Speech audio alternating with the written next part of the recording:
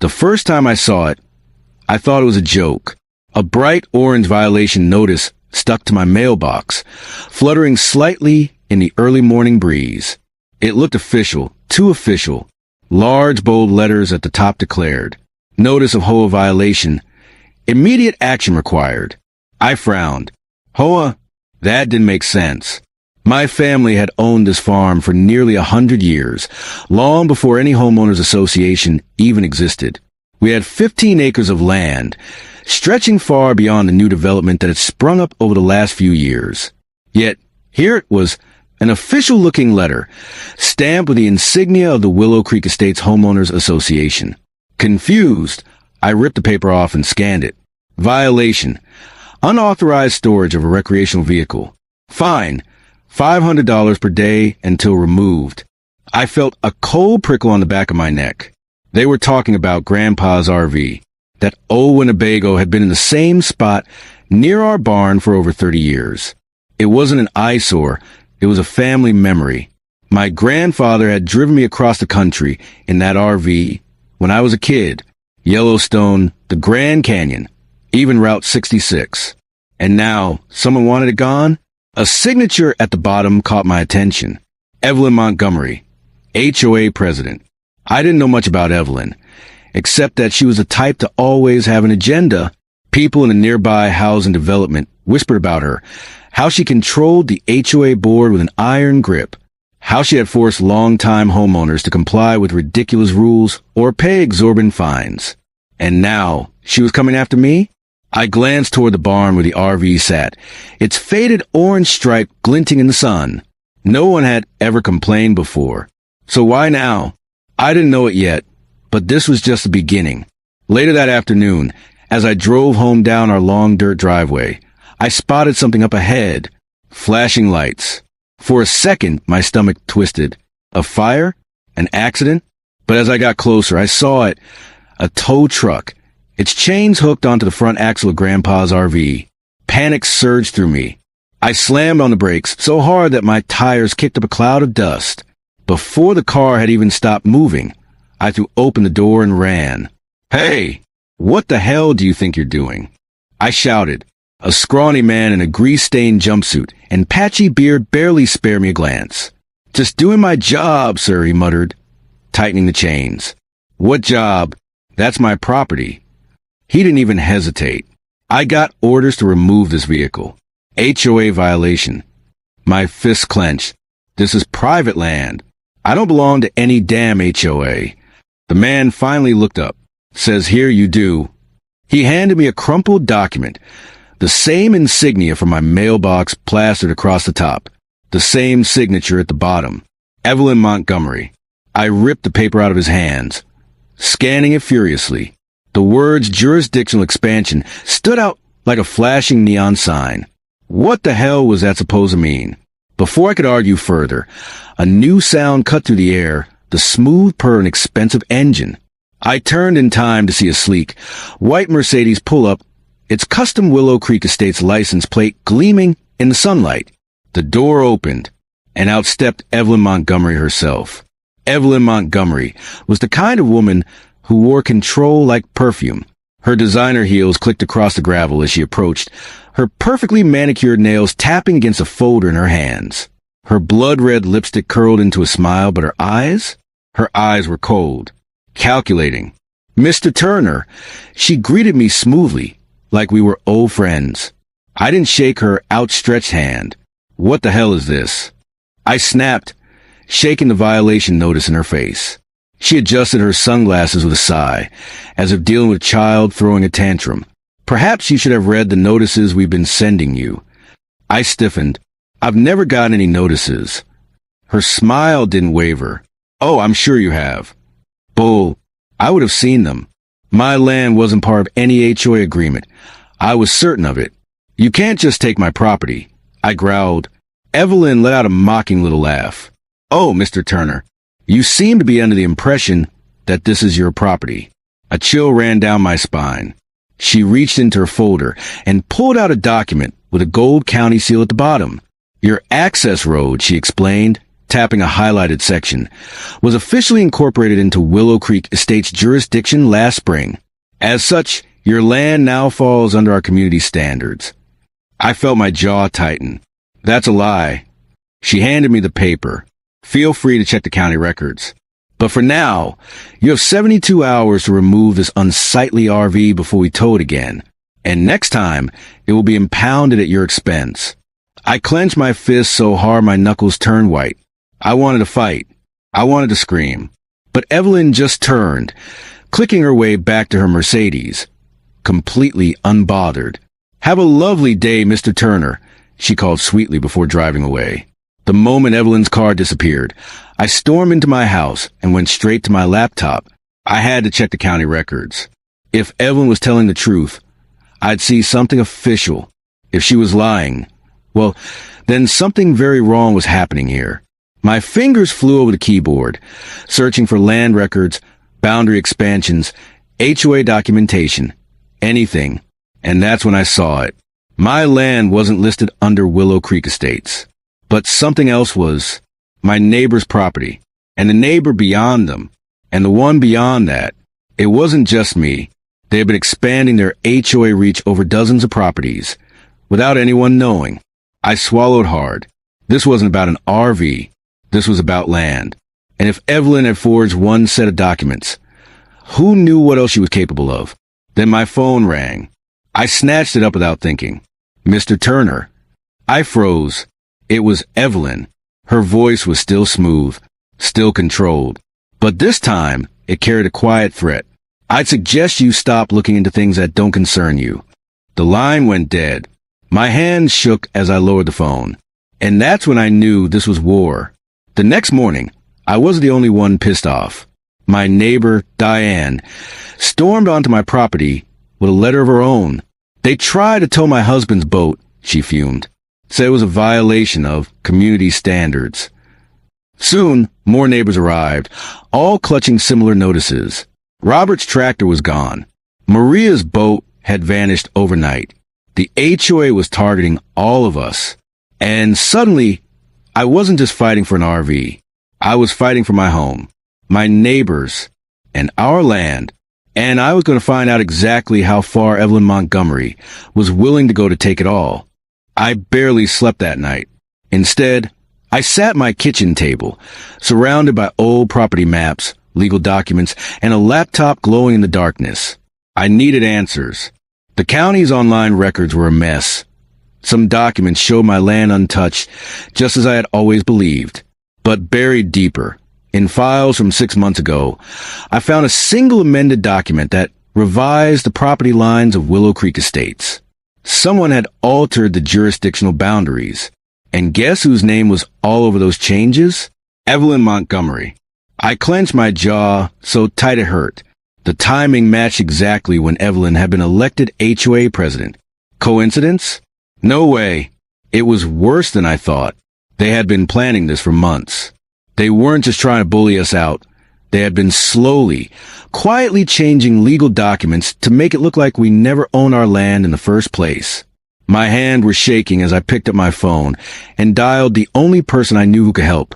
"Sam," I said as soon as my old friend picked up, "I need a lawyer. A damn good one." The next morning, Sam met me at the local diner. "I looked into it," he said, sliding a folder across the table. "And you're not crazy. This whole thing stinks." Inside the folder were half a dozen cases just like mine. A family 20 miles away had lost their barn when the HOA claimed it was deteriorating and ordered it demolished. A woman in the next county had her horse trailer towed, costing her thousands to get it back. An elderly couple had their property rezoned and suddenly faced massive fines until they agreed to sell their land for half its value. "This isn't just about your RV," Sam said grimly. "They're running a damn land grab operation." And then he showed me something that made my blood run cold. The real estate website for Willow Creek Estates Phase 3, their future expansion plan. It included MY land. They were already marketing homes on property they didn't own yet. I stared at the blueprints, rage boiling inside me. They thought they could just take whatever they wanted. They were wrong. I got home that afternoon to find a new violation notice pinned to my front door. This one wasn't about the RV. Unauthorized agricultural structure, scheduled for removal. And at the bottom, in thick red ink, demolition scheduled for Friday. I gripped the paper so hard it crumpled in my fist. They weren't just trying to take my RV anymore. They were coming for my barn. For a moment, fear hit me like a punch to the gut. If they could tow vehicles without warning, what was stopping them from showing up with a bulldozer and leveling my family's barn while I was at work? I had 3 days before they made their move. I wasn't going to let that happen.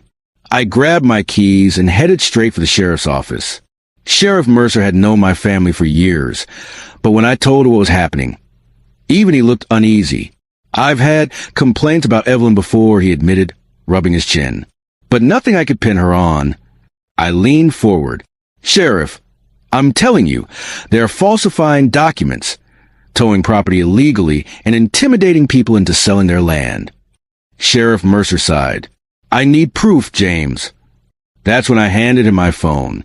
I had recorded my last conversation with Evelyn, the one where she had practically threatened me, telling me that Willow Creek Estates was expanding with or without my consent.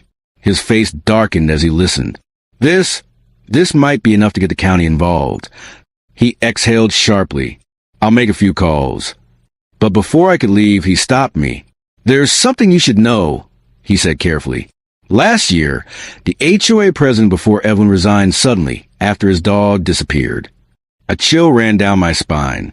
He left town, Mercer continued, sold his house at a loss and never looked back. No one ever figured out what happened. I swallowed hard. Evelyn wasn't just greedy. She was dangerous. The next day, Sam called me again. His voice was tense. James, I pulled county records for the past 5 years, he said. Evelyn's husband, Stanley Montgomery, owns Precision Towing. I nearly dropped the phone. The same company that had towed my RV. The same company that had taken my neighbor's property. Sam kept talking, his words coming fast. And get this, Stanley's brother sits on the zoning board. Everything clicked. The HOA fines people for violations. Then Evelyn orders her property towed by Stanley's company. If people fight back, they drown them in fines and legal fees. If they can't pay, they foreclose on them and force them to sell. And once the land is empty, the zoning board rezones it for luxury homes. It was a perfect scam, and they had been doing it for years. I clenched my fist. They think they can just steal from us? I growled. They think they can get away with this? Sam was quiet for a moment. Then he said, not if we stop them. And I knew exactly how to do it. I wasn't just fighting for my RV anymore. This was about our land, our homes, and the people who had spent their lives here. The more I dug, the worse it got. Sam, my lawyer friend, confirmed that more than a dozen families had been targeted. Some had already been forced out, their land sold to developers. Others had paid thousands in fines just to keep their property. We needed proof, solid, undeniable proof, that Evelyn and her people were committing fraud. Luckily, I had a plan. That night, I met with my neighbors in my barn.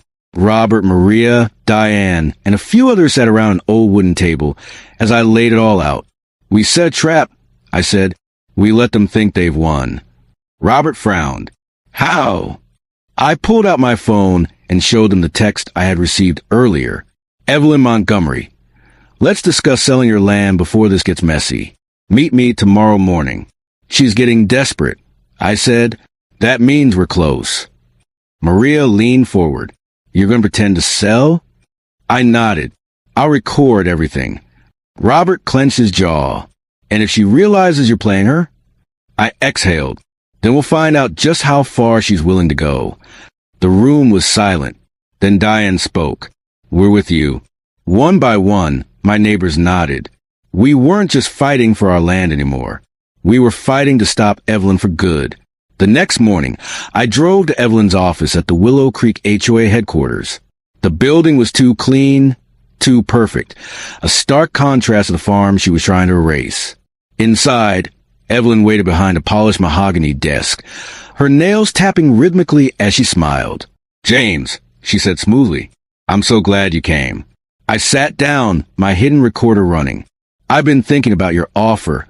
I lied. Maybe it's time to move on. Evelyn's lips curled in satisfaction. A wise decision.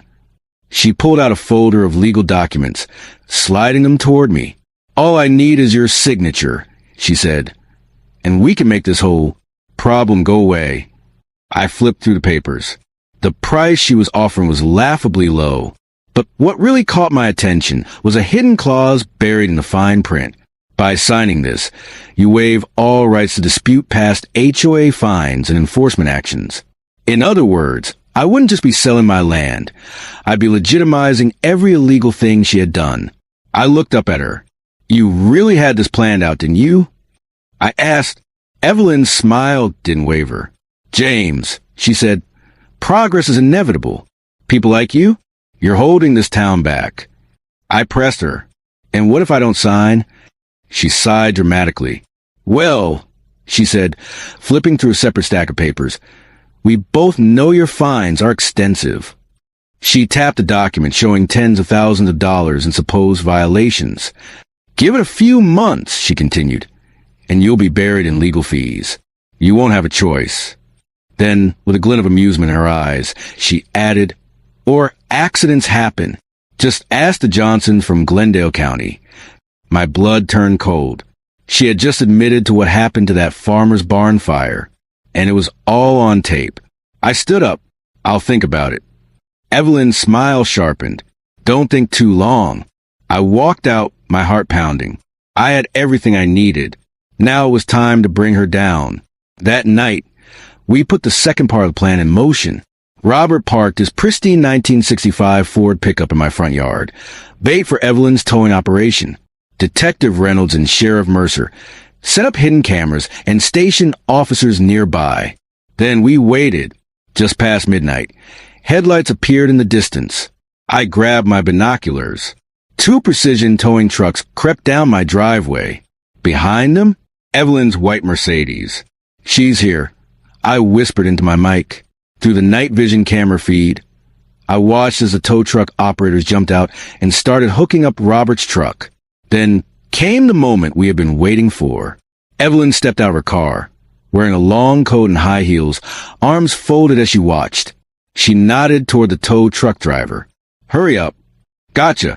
Sheriff Mercer's voice crackled through my earpiece. Move in.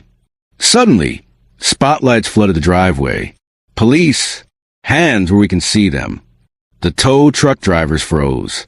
Evelyn's head snapped toward the lights. Panic flashed in her eyes. She turned and ran, but she didn't get far.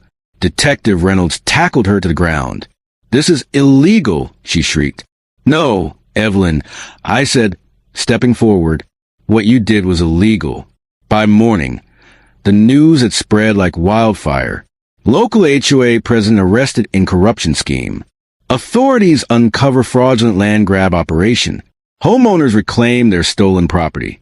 The police raided the HOA office and found mountains of evidence. Forged documents, illegal fines, and bank transfers linking Evelyn's HOA to a real estate development firm. Evelyn and her husband were hit with charges of fraud, grand theft, and conspiracy. As for the HOA, Willow Creek held an emergency vote. The entire HOA board was removed and a new one, made up of actual, honest homeowners, was elected, and the stolen property, every single towed vehicle and piece of equipment was returned, including my grandfather's RV.